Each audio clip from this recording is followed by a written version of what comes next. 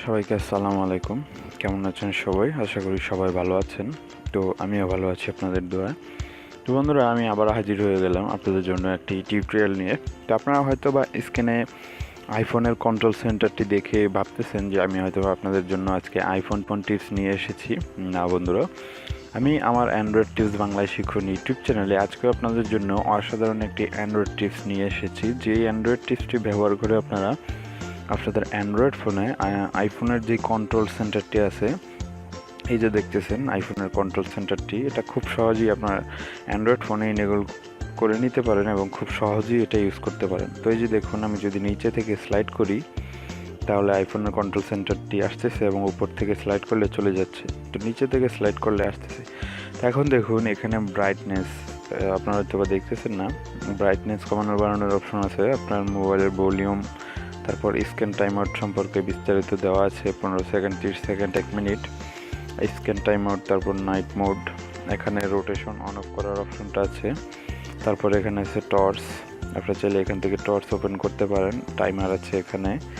তো এটা আসলে অ্যাপ্লিকেশন ওপেন করবে আপনাকে টাইমারের জন্য, যে কোনো একটা অ্যাপ্লিকেশন এখান থেকে দেখিয়ে দিতে হবে। তো আপনারা এটা সিলেক্ট করে নেবেন টাইমার অ্যাপ্লিকেশনটা এখান থেকে। তারপর আছে ক্যালকুলেটর, আপনি এখান থেকে ক্যালকুলেটর সরাসরি জাম্প করতে পারেন। তারপর আছে ক্যামেরা, আপনি ক্যামেরাতেও এখান থেকে সরাসরি জাম্প করতে পারেন। তো আরও এই জায়গায় আছে flight mode, auto, wifi, Bluetooth এবং মিউজিক প্লেয়ার। তো এখান থেকে আপনারা খুব সহজে আপনাদের অ্যান্ড্রয়েড ফোনটিকে সব কিছুই কন্ট্রোল করতে পারেন। তো এই হলো আইফোনের কন্ট্রোল সেন্টার। তো এটা আপনাদের অ্যান্ড্রয়েড ফোনে এনেবল করার সাথে সাথে এরকম একটা নিচে অপশন আসবে। তো চলুন এখন দেখি এটা কোথায় পাবেন এবং কিভাবে এটাকে আপনার অ্যান্ড্রয়েড ফোনে অ্যাড করবেন। তো তার আগে একটি কথা, যারা এখন আমার এই চ্যানেলটি সাবস্ক্রাইব করেননি, দয়া করে আমার চ্যানেলটি এখনই সাবস্ক্রাইব করে ফেলুন এই ধরনের ভিডিও প্রতিদিন একটি করে সবার আগে পাওয়ার জন্য। তো বন্ধুরা, সর্বপ্রথম প্লে স্টোরে চলে যাবেন। প্লে স্টোরে গিয়ে এখানে লিখবেন কন্ট্রোল সেন্টার ISO 11। তো এটা লিখে যখন সার্চ করবেন তখন এই অ্যাপ্লিকেশনটি আসবে। এই যে দেখুন, অ্যাপ্লিকেশনটি 1 মিলিয়ন পিপল ইউজ করতেছে এবং 4.7 রেটিং, খুবই হাই রেটিং একটি অ্যাপ্লিকেশন। তো বুঝতেই পারতেছেন অসাধারণ একটি অ্যাপ্লিকেশন। তো অ্যাপ্লিকেশনটি ওপেন করে ডাউনলোড করা হলে জাস্ট ওপেন করবেন। ওপেন করলে এরকম একটি ইন্টারফেস আপনাদের সামনে আসবে। তো এখান থেকে আপনারা সাইজটা দেখাবেন, যেমন এই যে নিচে যেই স্লাইডারটা আছে, এটার সাইজটা কি বড় হবে নাকি ছোট হবে না কোথায় হবে, বা এটা ডান দিকে হবে না বাম দিকে হবে নাকি বটন হিসাবে নিচে হবে। তো এটা নিচেই ভালো।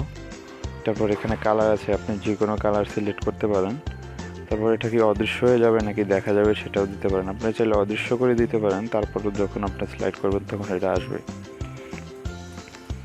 তারপর এখানে আছে শো অন এভরিথিং, এটা এটা দিলে এটা মাঝে মধ্যে হাইড হয়ে যাবে। তো এই ছিল এই অ্যাপ্লিকেশনটার সেটিং। এই সামান্য সেটিংস করে আপনি এই অ্যাপ্লিকেশনটির সম্পূর্ণ মজা নিতে পারেন। প্লাস এখানে আছে ব্যাকগ্রাউন্ড, আপনি চাইলে এখানে এটার ব্যাকগ্রাউন্ডটা চেঞ্জ করতে পারেন। যেই পিকচারটা এখন দেখুন, এখন যেই পিছনে যে কালারটা আছে এটা চাইলে এখান থেকে চেঞ্জ করতে পারেন, যে কোনো একটা দিতে পারেন।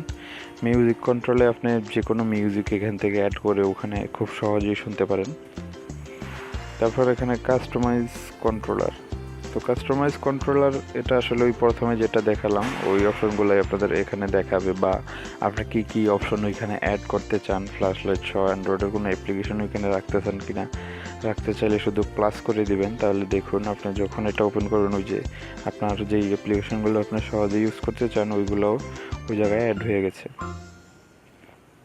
তো বন্ধুরা, এই ছিল অ্যাপ্লিকেশনটির ইউজার ইন্টারফেস। আশা করি আপনাদের ভালো লেগেছে। যদি ভালো লেগে থাকে অবশ্যই ভিডিওটিতে একটি লাইক দিবেন এবং অবশ্যই আমার এই চ্যানেলটি সাবস্ক্রাইব করবেন এই ধরনের নতুন অ্যান্ড্রয়েড টিপস এবং ট্রিক্স রিভিউ প্রতিদিন সবার আগে পাওয়ার জন্য।